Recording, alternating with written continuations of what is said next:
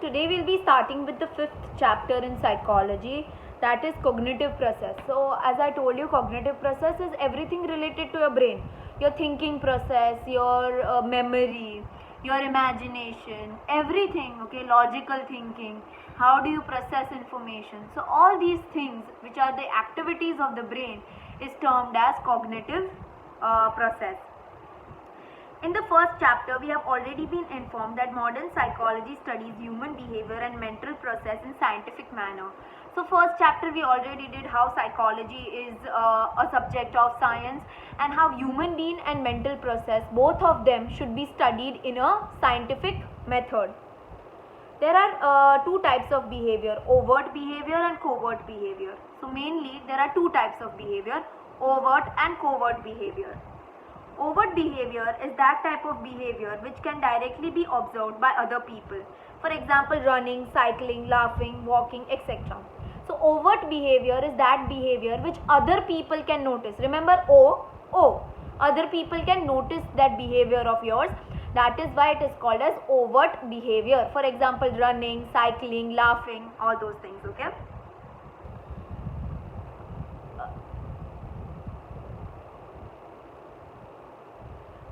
That behavior can be that behavior that can be called covert behavior, which cannot be directly observed by other people. For example, thinking, imagining, trying to remember, etc. are covert behavior. So those behavior which other people cannot observe or other people cannot notice is called as covert behavior. For example, imagining, thinking, processing, remembering, all those behaviors which cannot be observed by other people are called as covert behavior. Those behavior which can observed by people is known as overt behavior. In simple language, covert behavior can be called as experiences or feelings. So basically, covert behavior is anything that are your experiences, your feelings, what you are feeling, and all those emotional things, okay? This aspect of behavior is also called as mental or cognitive process. So this covert behavior is also called as mental process or your cognitive process, which comprises of perception, attention, memory, thinking, logical reasoning, problem solving, conceptualization, decision making, language, etc. So what all things are included in cognitive learning? Your perception meaning how you view things, okay, attention, how much attention are you paying, your memory, okay, your thinking power, your logical reasoning meaning how logical are you, how are you using your logic, problem solving, how do you solve your everyday problem, conceptualization meaning understanding basic concepts which are there in society. For example, law, rules and regulations, those are all concepts. So understanding concepts, decision making, how do you make decision, and learning. This approach which emphasizes on psychology, the cognitive process is known as cognitive approach. So those psychologists who study the cognitive process or who try to understand psychology from cognitive process, they use an approach or they use a method which is called as cognitive approach. Today, cognitive psychology emphasizes as a separate branch of psychology. So another branch of psychology is also there which is called as cognitive psychology, which is totally different.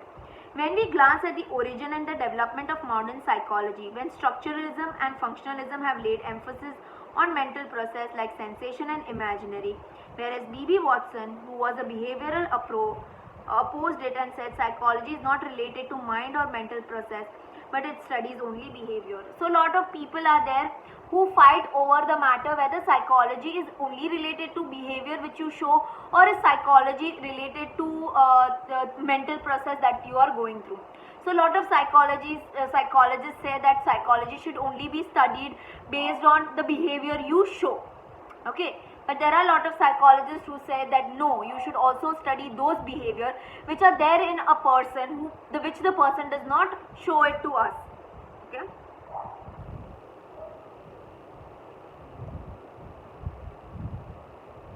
According to the opinion, behavior is that overt behavior that is directly visible. So overt behavior is that behavior which you can see. Covert behavior is that behavior which you cannot see. It is basically obstinate approach adopted by behavioristic as a reaction of 1950s cognitive psychologists got a chance to develop a field of psychology. So lot of behaviorists are those people who study behavior. Okay, they also started studying cognitive approach. They also started understanding cognition. They also started understanding how your mental process, how your logical thinking, your remembering, all these skills affect you. In this present chapter, we will try to get information to what is cognition. So in this chapter, what are we studying? Going to study what is cognition, what are cognitive process, cognitive approach. We will also try to know the meaning and nature of thinking, concepts, logical reasoning, problem solving, decision making, imaginative, creative thinking, what are their functions, what is the meaning, nature. All these things are the things that we are going to study in today's in this chapter. First is cognitive process. Now what do you mean by cognition? In general way, cognition means to know something. Cognition means what? To know something. When you know something, it is called as cognition. As we human beings are active animals, we are always attempting to know and understand the events and occurrences happening around us. So we human beings are very active animals. We try to understand the things that are happening around us, all the things that are happening in the environment around us. We try to understand those things that are happening. We are always attempting to know and understand events and occurrences happening around us. Okay. We are continuously receiving information that is stored in our brain, and whenever the need arises, we try to remember and recall it and solve the problem, make plans for the future. So whatever experiences we go through, whatever knowledge we get through the experiences in our life, that knowledge is stored in our brain, and whenever that knowledge is required, we use that knowledge. Okay, and in order to solve a particular problem, in order to solve any situation or issue, you try to remember that problem. Okay, in that problem I did this. This problem is similar to that problem. So you will use that information of your past experience in your present experience to solve a particular problem.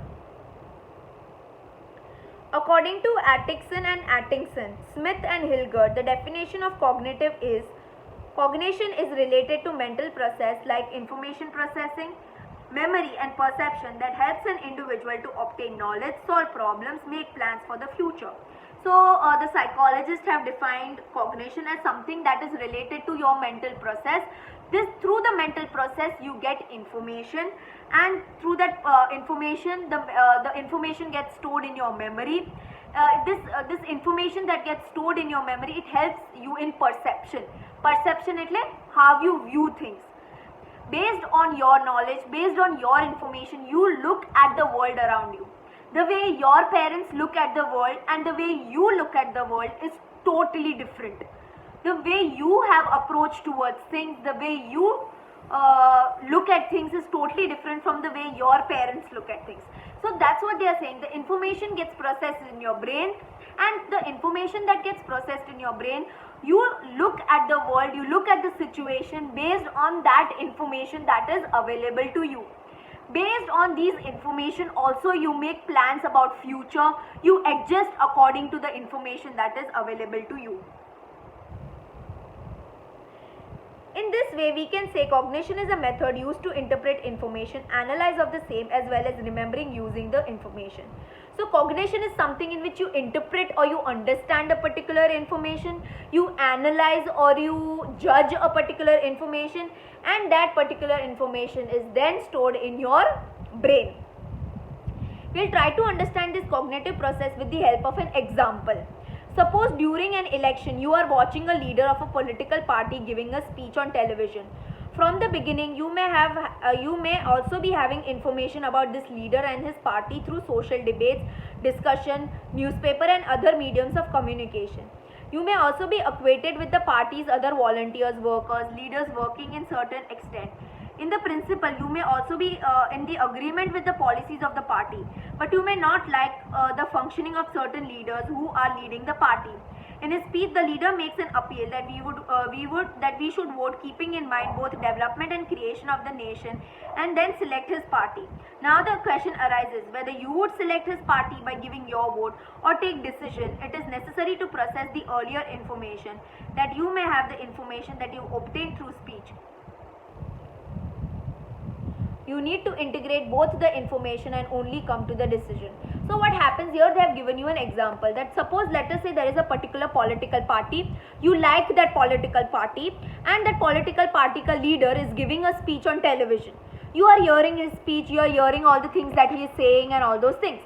Let's say you know about what the political party and the leader has done, you know the functioning of that party, you know how this party is, everything, you have all the information about the party, and you're listening to the speech that is given by this political leader. Now there are other members in the same party whom you don't like. Basically you don't like the other members who are there in the party, you don't like the way they function in the party. Now obviously this political the leader who is talking on the TV says that you should select his party considering the work the party has done, etc, etc, etc. So what they are trying to say is that you will mix and match the information about that is given by the present leader. You will also judge the leaders, other leaders of the party whom you don't like. Okay, if I vote then this will happen, okay, if I vote then this will happen. So you will, the new information you have got from the present leader and the information about the other leaders who are there in the political party, you will understand both the information, and based on that you will make a judgment whether you should be voting for this political party or leader or not. Now the question is, what is information processing? Whatever information we receive through our sense organ from the external world is not inactively accepted by us. We try to compare it with the information which we already have there in our memory system. We try to analyze the same, modify and make necessary changes, and then only reach a decision or conclusion. Thus we process the information in a particular order, just like computer. So see, look, through our sense organ, that is through our ears, through our eyes, through our nose, through our skin, we get lot of information.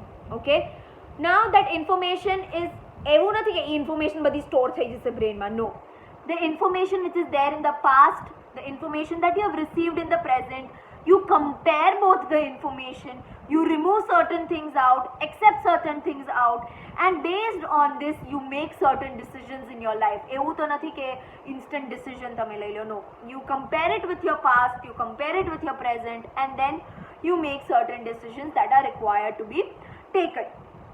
So just like computer, we also process information and we store it. What is cognitive process? Cognitive process is also known as mental process. So cognitive process is also known as mental process.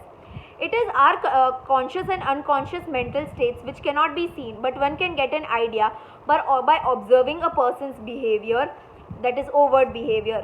Okay, so what they are saying is that cognitive process is something which happens consciously and unconsciously. Sometimes you are not aware about the fact that information is being processed in your brain. It happens so quickly. Okay, so sometimes like let's say you're going on the road. Okay, suddenly you're just looking around. Okay, ઘરે પહોંચી ગયા પછી કોકે એમ કીધું યાર મારે nail polish લેવી છે યાર, હું કઈ શોપમાં જાઉં? Then you remember, અરે હું ઓલા દિવસે ઓલા રસ્તા ઉપર જતી હતી ને તો ત્યાં શોપની બહાર મેં નેલ પોલિશ જોયા હતા.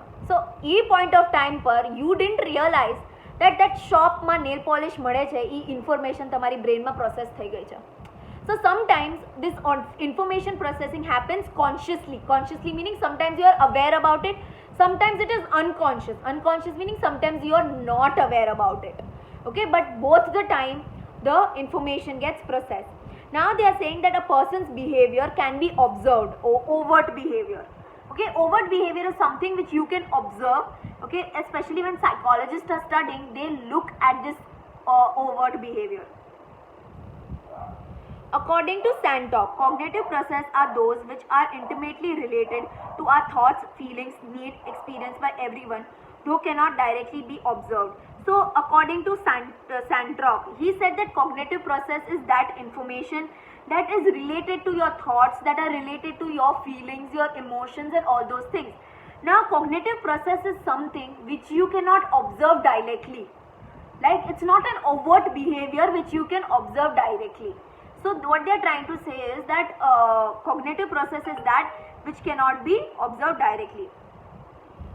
One can say that cognitive process comprises of perception, memory, thinking, concept forming, problem solving, logical reasoning, etc.